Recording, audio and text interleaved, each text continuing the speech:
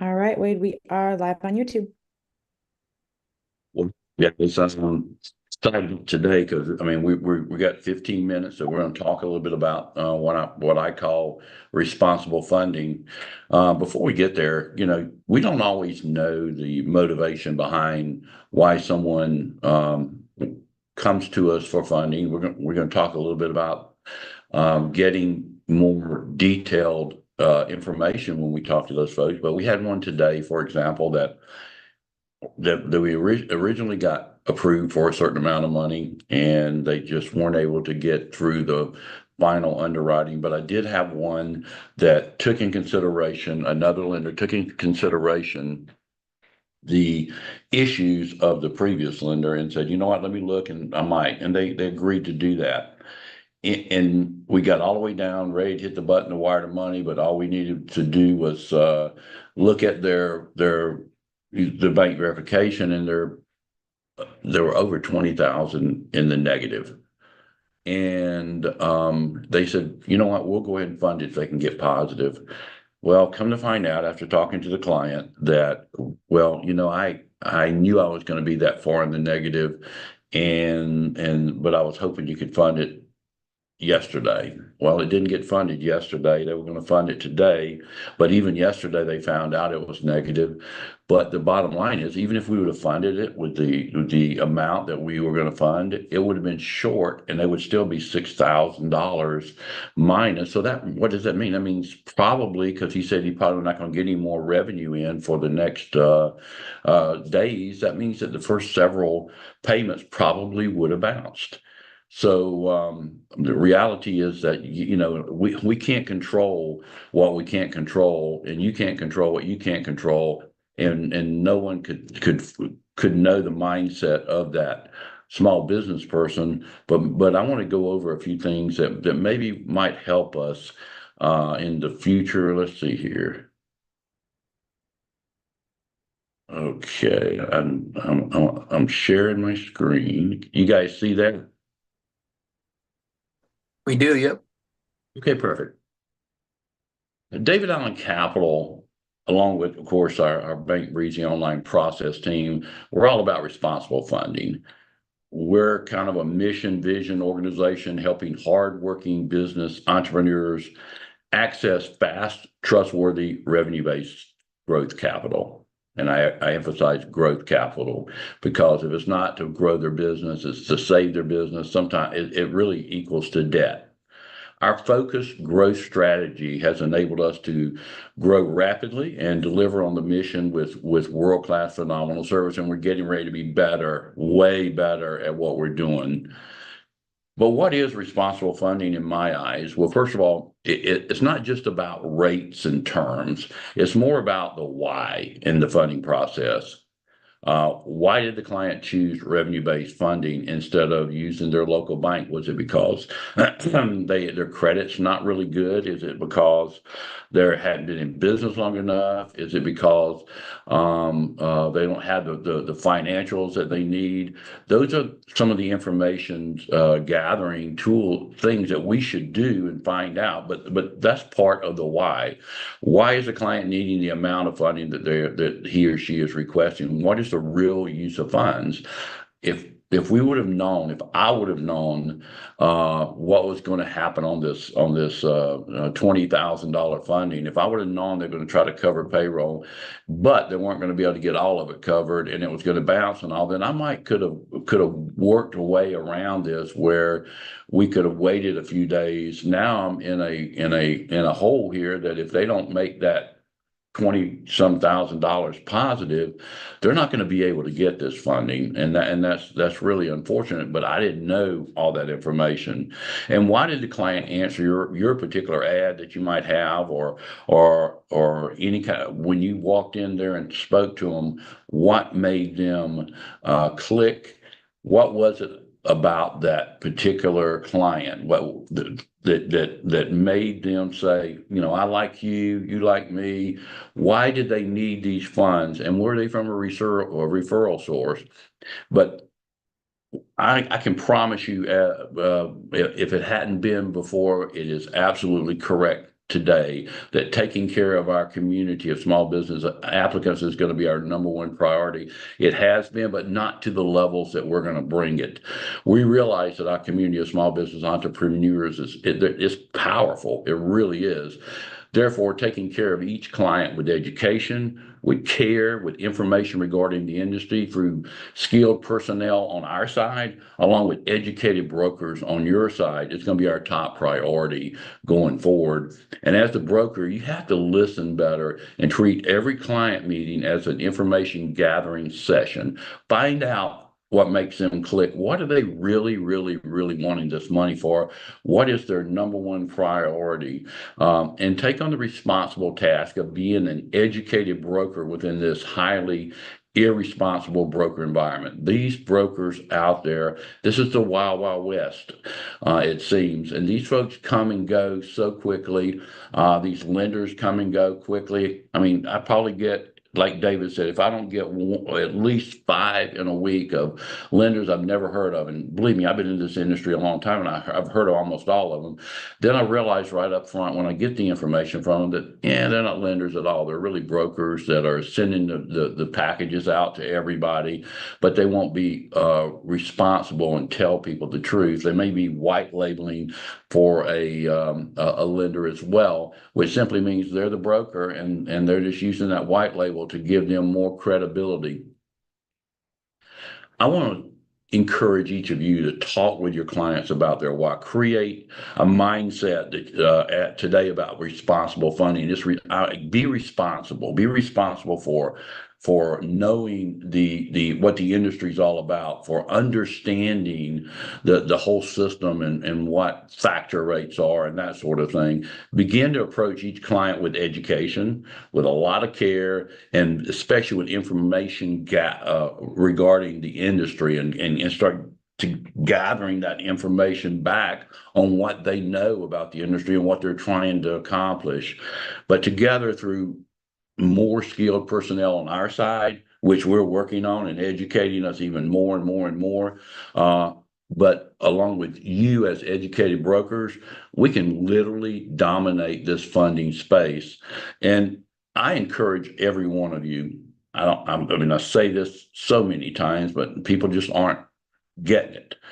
Join a professional small business minded group this week. Become professional by being around a lot of other professionals in that. It's going to wear off on you and you're going to see what a real professional organization looks like. And I'm talking about chambers, BNI, Home Builders Association. I don't understand why everybody in their local town isn't part of a home builder association or a chamber or BNI, one or all of the above. If you were in all of them, sure, it would cost you a couple $1,000s a year to be there. But we've made it where if you can get funding in there and you get 100,000 in any one of those organizations, then we're going to reimburse you up to $500 for that. So responsible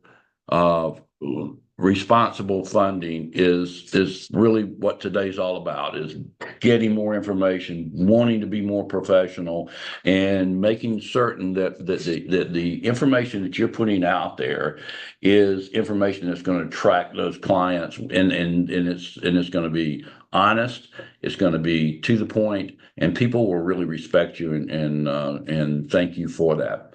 Does anybody have any questions about anything that we talked about today or anything having to do with funding?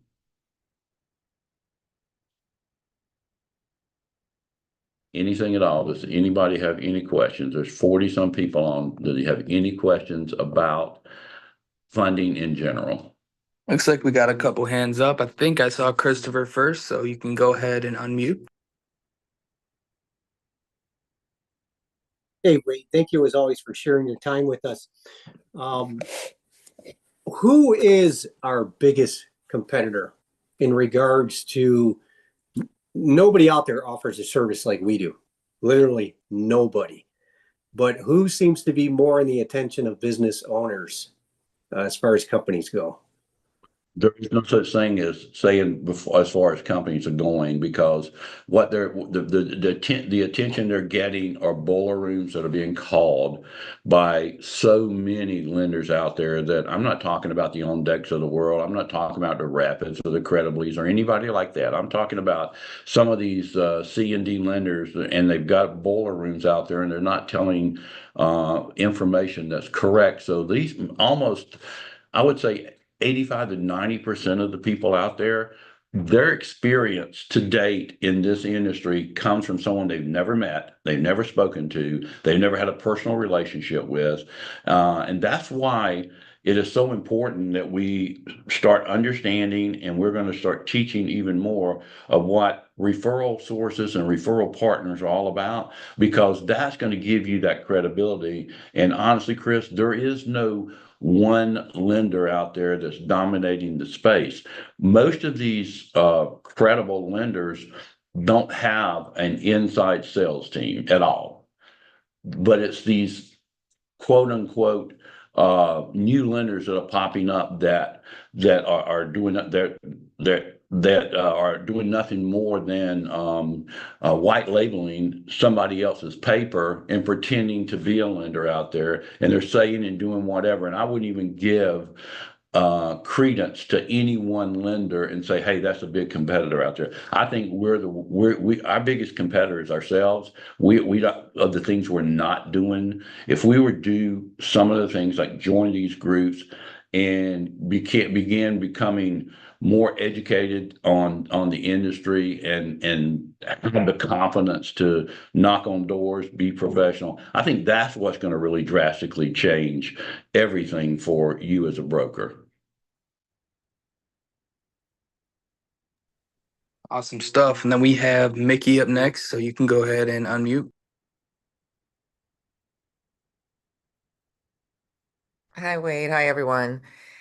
I wanted to get more information. Thank you for this. This is really good.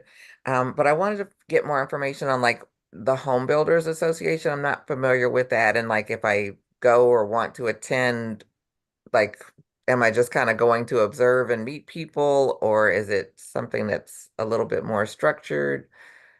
I'm just really not sure on how to use that in my toolbox, I guess. Okay. That's a great question, and we have an entire training and everything in your back office. I'm assuming Okay. I can about that, but let me just say that the reason I talk about the Home Builders Association, let me tell you what the members consist of.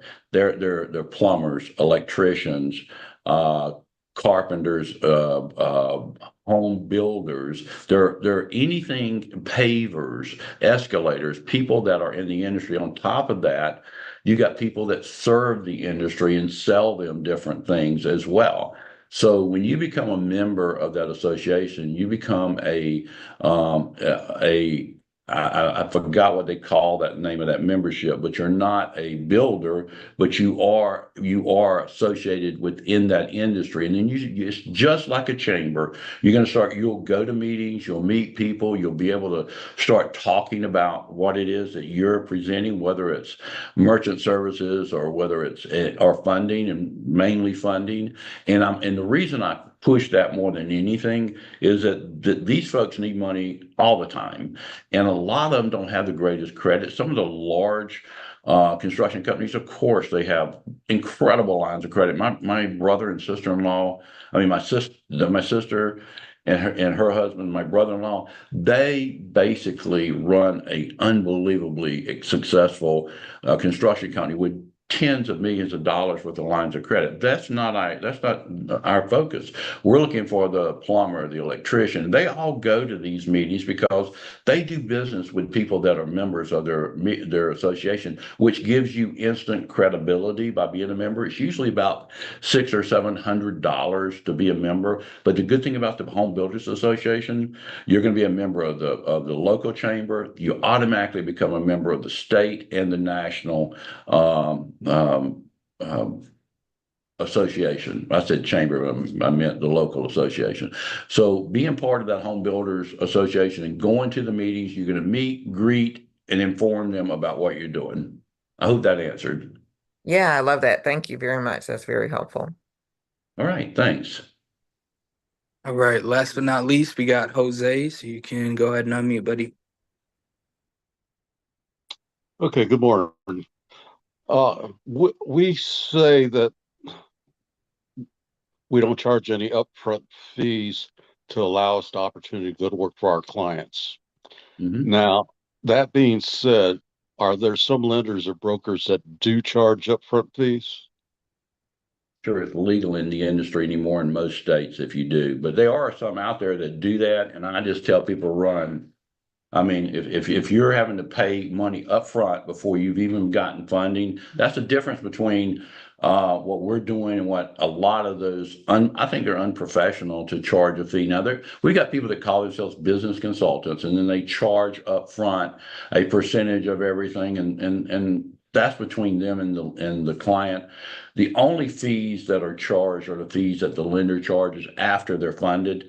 It's not something that they're going to make you pay up front, and that gives us a huge advantage by not charging that. And if I don't understand how clients would literally pay to go out and find someone to get funding, unless it's working through places like banks and large developers and that sort of thing. But in our industry, they should never pay an upfront fee. And again, I'm not sure it's even legal. I know you wouldn't want to do that in states like California. Yeah, that's what I tell people. I said I use that as a educational tool and uh, a trust building. What would you call it? A trust building tool, because there are some unethical people out there that will say, yeah, I can get you funding. I can get that for you. Just I need $500, $1,000 to get started, whatever. And they will charge you whether they get you the money or not. And we just don't do that. As a matter of fact, if you are doing that, I'm almost positive your agreement with us will be terminated, because we just don't want to be part of anything like that. I just think it's unscrupulous and unethical, and it's unnecessary. Right. Okay. Okay, thank you, Thanks. buddy. Bye. Well, I guess that's everybody. I want to just thank you guys for being on today and giving me your valuable time. Over the next months and weeks, find an organization to be part of and go there diligently and learn. Don't be a poacher going there trying to grab customers. Go there to really understand and learn and meet. And I'm telling you, you want to find a lot of people that could be referral sources or referral partners. Go to those meetings, because there's a lot of people within this industry, like CPAs and all, that go there just to get clients.